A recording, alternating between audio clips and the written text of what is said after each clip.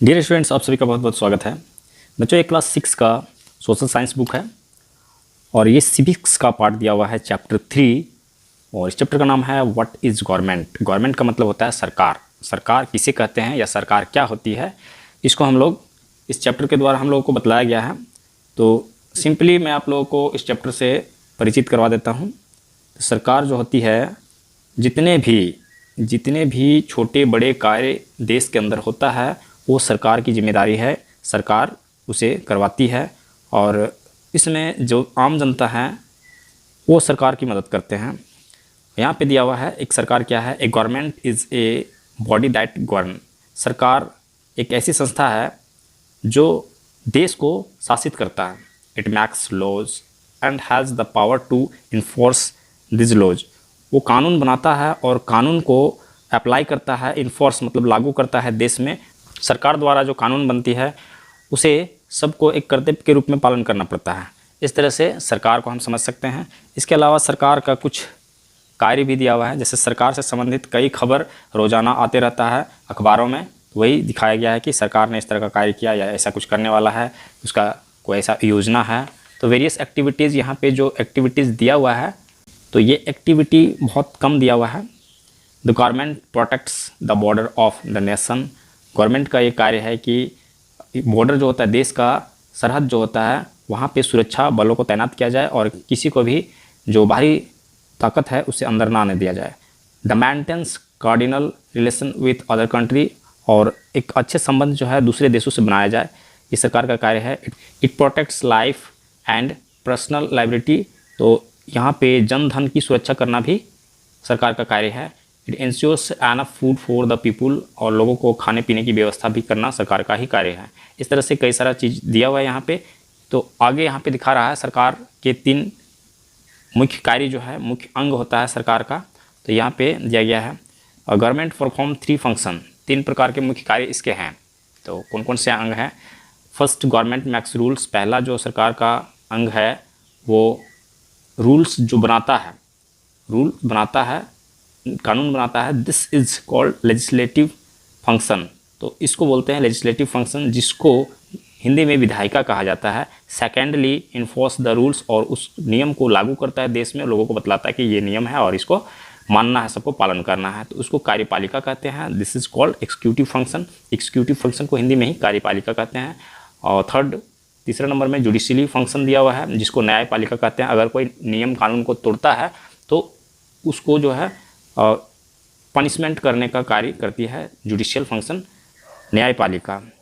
फिर उसके बाद जो है नीचे में लेजिस्लेचर फंक्शन का डिटेल दिया हुआ है यहाँ पे। किस तरह से अगर कोई कानून को तोड़ता है तो उसको किस तरह से मुकदमा चलाया जाता है और उसको किस तरह से पनिशमेंट दिया जाता है, यहाँ पे बतलाया गया है।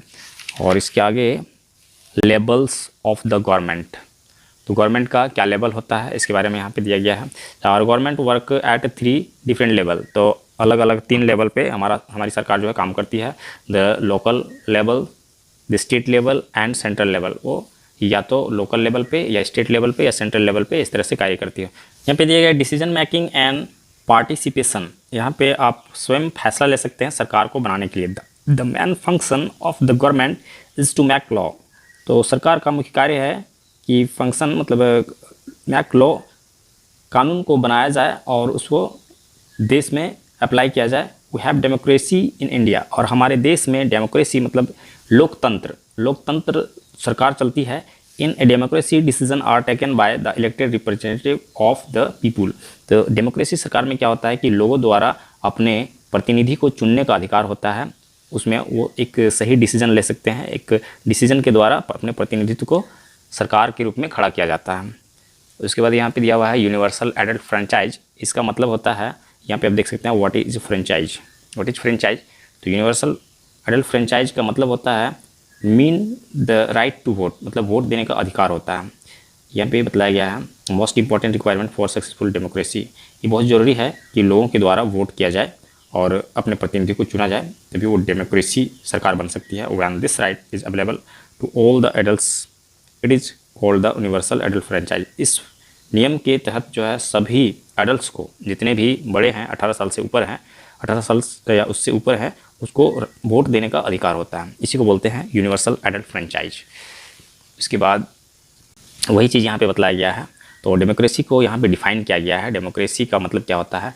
The government of the people. ये लोगों के द्वारा गवर्नमेंट होता है, लोगों के द्वारा चुना जाता है, ऐसी सरकार है। फॉर द पीपुल, वो लोगों के लिए ही चुना जाता है। एंड बाय द पीपुल, और लोगों के द्वारा ही चुना जाता है। ये लोगों का सरकार होती है। इस तरह से इसको डेमोक्रेसी को डिफाइन किया गया है। उसके बाद यहाँ पे टाइप्स ऑफ गवर्नमेंट दिया गया है।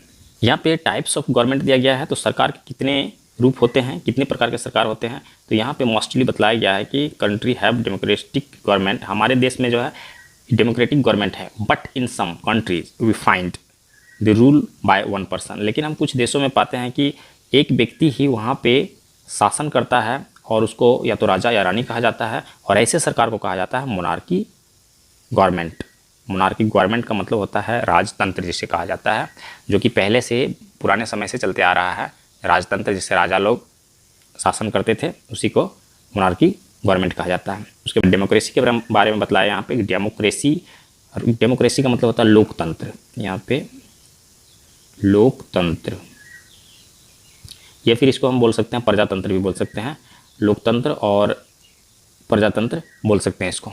यहाँ पे दो चीज़ें बतलाई गई है। ए डेमोक्रेटिक गवर्नमेंट में इधर बी ए यूनिटरी गवर्नमेंट और ए फेडरल गवर्नमेंट। तो डेमोक्रेटिक सरकार में भी दो तरह के सरकार हो सकते हैं, या तो यूनिटरी गवर्नमेंट जिसको एकात्मक सरकार कहते हैं, या फिर फेडरल गवर्नमेंट कहते हैं जिसको संघीय सरकार कहा जाता है। संघीय सरकार, तो ये क्या होता है? फेडरल गवर्नमेंट और संघीय सरकार। यहाँ पे आपको बतलाया गया है। यहाँ पे बतलाया गया है ये डेमोक्रेटिक गवर्नमेंट में इधर भी यूनिटरी और फेडरल। तो यहाँ पे बतलाया गया कि in a unitary state all authority and power are vested in a single centre. Unitary government के अनुसार बतलाया गया है कि जितने भी पावर है, संविधान का शक्ति कह सकते हैं, जो भी पावर है देश में, तो सारा पावर जो है किसी एक व्यक्ति पे ही निहित रहता है। उसको भी लोगों के द्वारा ही चुना जाता है, लेकिन सारा पावर जो है उसमें ही निहित रहता है, और वो सारे फैसले, देश के सारे फैसले कर सकते हैं अपने यूनिटी के साथ मिलके। तो उसको कहा जाता है एकात्मक सरकार या यूनिटरी गवर्नमेंट। उसके बाद जस्ट इसका उल्टा जो होता है उसको फेडरल, संघीय सरकार कहा जाता है। यहाँ पे इसके बारे में दिया हुआ है। यहाँ पे एक एग्जाम्पल दिया हुआ है यूनिटरी गवर्नमेंट के बारे में। द यूनाइटेड किंगडम, मतलब ग्रेट ब्रिटेन या ब्रिटेन, लंदन कह सकते हैं, मतलब ये इंग्लैंड को ही यूनाइटेड किंगडम कहा जाता है। तो वहाँ पे ऐसी सरकार चलती है, यूनिटरी सरकार जो है, यूनिटरी गवर्नमेंट वहाँ पे चलती है। In federation all power of the government are divided between state government and union central government. तो फेडरल सरकार में क्या होता है, यहाँ पे पावर जो होता है वो सरकारों में बढ़ जाती है। तो अलग अलग सरकार यहाँ पे होता है, जैसे कि सेंट्रल गवर्नमेंट होता है, केंद्रीय सरकार होता है, और स्टेट गवर्नमेंट होता है। उन सभी के बीच ये पावर बढ़ जाता है। तो ये सरकार जो है इंडिया और यूएसए दोनों जगह में चलती है, फेडरल गवर्नमेंट, संघीय सरकार जिसको कहा जाता है। उसके बाद मोनार्की जो होता है, राजतंत्र कहा जाता है इसे, राजतंत्र।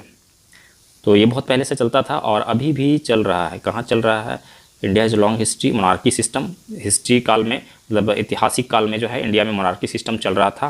When great king like Ashoka and Akbar के बारे में हम लोग जानते हैं, उस समय जो है वो मोनार्की सरकार था। इसके अलावा यहाँ पे एक पिक्चर जो दिया हुआ है जिगम ख्यासर, ये जो है कहाँ का है? भूटान का है, जो कि अभी भी चल रहा है। वही चीज़ बतला रहा है कि अभी मोनार्की मोनार्की गवर्नमेंट जो है भूटान में अभी भी चलता है। उसके बाद जो है तानाशाही, जिसको डिक्टेटरशिप कहा जाता था, तानाशाही सरकार, मतलब लोग चाहे ना चाहे बहुत ही उस पर कड़क ढंग से नियम कानून उस पर लगाए जाते थे, उसको डिक्टेटरशिप गवर्नमेंट कहा जाता है।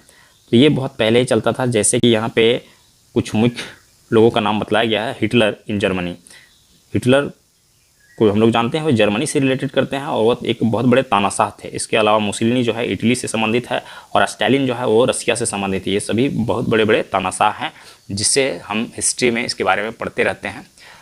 उसके बाद द सफरेज मूवमेंट, क्योंकि पहले जो है महिलाओं को वोट देने का अधिकार नहीं था, तो मताधिकार आंदोलन होता है। द सफरेज मूवमेंट का मतलब होता है वुमेन्स राइट टू वोट, और महिलाओं को वोट देने का अधिकार मिला।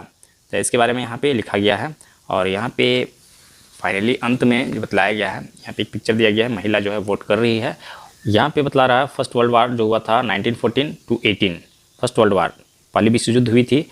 Women eligible for same rights man, उस समय से जो है महिलाओं को वोट देने का अधिकार मिला कितना में देख रहे हैं आप लोग 1918, मतलब जिस समय वर्ल्ड वार ख़त्म हो गया तो सभी महिलाओं को वोट देने का अधिकार दिया गया। वोटिंग राइट्स इन ब्रिटेन, ये जो है इंग्लैंड में यह कार्य सबसे पहले शुरू किया गया, जो कि 30 साल से ऊपर जो महिलाएं थीं उन लोगों को वोट देने का अधिकार था। उसके बाद 1928 age requirement for women voters was reduce to 21 years, और उसके बाद जो है 30 ईयर्स से 21 ईयर्स कर दिया गया, the same age for man, पुरुषों के जैसा। और यहाँ पे बताया गया है in the United State of America the education for the women's rights had begun in 1850, मतलब अमेरिका में जो है महिलाओं ने वोट देने के अधिकार के लिए 1850 ईस्वी से ही मतलब प्रयास कर दिया था, आंदोलन किया हुआ था। All women's got the right to vote in America in 1920, और उस समय से आंदोलन चलते हुए 1920 ईस्वी में सभी महिलाओं को वोट देने का अधिकार मिला अमेरिका में। With a few exception women's today have the same voting right as a man, और आज के डेट में जो है महिलाओं को उतना ही अधिकार है जैसे कि एक पुरुष को अधिकार है। They have the right to own property, to vote and to choose their own career, तो अभी उसे अधिकार है अपनी प्रॉपर्टी में हिस्सा लेने का, वोट करने का, और अपने करियर में किसी भी क्षेत्र में अपने करियर को चुनने का अधिकार महिलाओं को दिया गया है। इस तरह से महिलाओं को लगभग नहीं, पूरी तरह से जैसे एक पुरुष को अधिकार है उतनी सारा अधिकार जो है महिलाओं को भी है। तो यहाँ पे चैप्टर समाप्त हो गया है। यहाँ पे हम लोग इसके शॉर्ट क्वेश्चन को करते हैं। दिया गया है the government performs many function as legislative function includes, सरकार के अनेक कार्य हैं जिसमें से लेजिस्लेटिव फंक्शन जो है मतलब विधायिका फंक्शन जो है उसका क्या कार्य करती है, इससे संबंधित है। तो यहाँ पे हम लोग देखते हैं लेजिस्लेटिव फंक्शन यहाँ पे देख रहे हैं जो कि हम लोग पढ़ चुके हैं। तो लेजिस्लेटिव फंक्शन का कार्य है मैक्स रूल्स एंड लॉ, तो लेजिस्लेटिव फंक्शन का कार्य है नियम कानून को बनाना। यहाँ पे making of law A number में दिया हुआ है, तो इसको टिक लगाया गया है क्योंकि यही सही है। नेक्स्ट में दिया हुआ है at present the union of India is composed of, तो हमारा देश जो है वो कितने स्टेट्स या यूनियन टेरिटरी में बटा हुआ है इसको दिखाया गया है। तो यहाँ पे 29 स्टेट्स एंड 7 यूनियन टेरिटरी यहाँ पे दिया हुआ है, क्योंकि इस बुक में दिया हुआ है, बुक जो है पहले से छपा हुआ है। यहाँ पे जैसे मैं आप लोगों को दिखा देता हूँ, ये दिया हुआ है, यहाँ पे देख सकते हैं at present the union of India is composed of 29 states. 29 states यहाँ पे बतला रहा है, लेकिन अभी एट प्रेजेंट जो है ये सही नहीं है। एट प्रेजेंट में जो है 9 यूनियन टेरिटरी अभी के समय में है हमारे देश में, उस हिसाब से 28 स्टेट हो जाएगा। लेकिन इस बुक में यहाँ पे दिया हुआ है इसको, तो मैंने इसको ही टिक लगा दिया है। Under dictatorship the political power is vested in, तो अंडर डिक्टेटरशिप मतलब तानाशाही में जो उसका शक्ति होता है उसमें किस में निहित होता है, तो इन सिंगल इंडिविजुअल मतलब किसी एक व्यक्ति में ही निहित होता है डिक्टेटरशिप तानाशाही सरकार में। तो यहाँ पे जैसे आप देख सकते हैं यहाँ दिया under dictatorship absolutely power is vested in a single individual, यहाँ पे दिया हुआ है। इस हिसाब से इसका आंसर यहाँ पे हो गया। उसके बाद जो यहाँ ट्रू फॉल्स दिया हुआ है, in a monarchy people are free to elect their representative. Monarchy people मतलब राजतंत्र में लोग मुक्त होते हैं, आज़ाद होते हैं अपने रिप्रेजेंटेटिव को चुनने के लिए, तो ये सही नहीं है, इसीलिए फॉल्स है ये। उसके बाद in democracy people have the right to express their opinion. Democracy लोकतंत्र में लोगों को अपना विचार प्रकट करने का अधिकार होता है, तो ये बिल्कुल सही है। Suffrage means right to vote in an election. Suffrage का मतलब हो गया मत अधिकार का मतलब होता है कि उसको वोट देने का अधिकार है किसी भी इलेक्शन में, तो ये सही है। Indira Gandhi was the president of India, तो इंदिरा गांधी प्रेसिडेंट नहीं थी बल्कि प्राइम मिनिस्टर थी, इसलिए फॉल्स हो गया। In federal government all authority and power are vested in a single centre, तो यहाँ पे ट्रू लगाया गया, ट्रू नहीं होगा इसका। फेडरल गवर्नमेंट में पावर जो होता है वो सेंट्रल गवर्नमेंट और स्टेट गवर्नमेंट में बढ़ जाता है, तो सिंगल सेंटर नहीं होता है वो पावर का, तो यहाँ पे फॉल्स हो जाएगा। यहाँ पे फॉल्स कर देते हैं, ये फॉल्स हो जाएगा।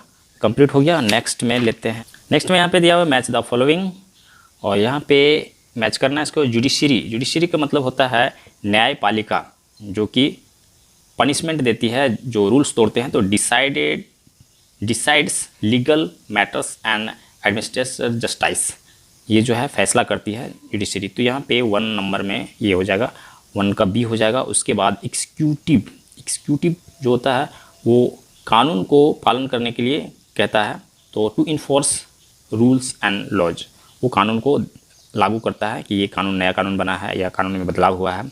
अडल्ट फ्रेंचाइज, इसका मतलब होता है all adults have right to vote. Adult franchise का अर्थ होता है सभी वयस्कों को वोट देने का अधिकार होता है। उसके बाद स्टालिन, स्टालिन एक तानाशाह था रसिया का, तो यहाँ पे हो जाएगा इसका आंसर 4 नंबर का एफ हो जाएगा। लोकल गवर्नमेंट, लोकल गवर्नमेंट जो होता है उसका क्या होता है, responsible for the administration of A small area, एक छोटे से भाग का वो शासन करता है, शासित करता है उसको, तो उसके लिए वो रिस्पॉन्सिबल होता है। उसके बाद हिटलर हो गया, तो हिटलर कहाँ से संबंधित था, हिटलर जो है जर्मनी से संबंधित है, इसलिए ये हो जाएगा। तो ये कंप्लीट हो गया। नेक्स्ट में शॉर्ट क्वेश्चन यहाँ पे दिया हुआ है और इसका आंसर जो है विच form of government is run by A individual, एक व्यक्तित्व सरकार, जहाँ पे सिंगल व्यक्ति होता है शासन करने के लिए, तो उसको बोलते हैं मोनार्की गवर्नमेंट।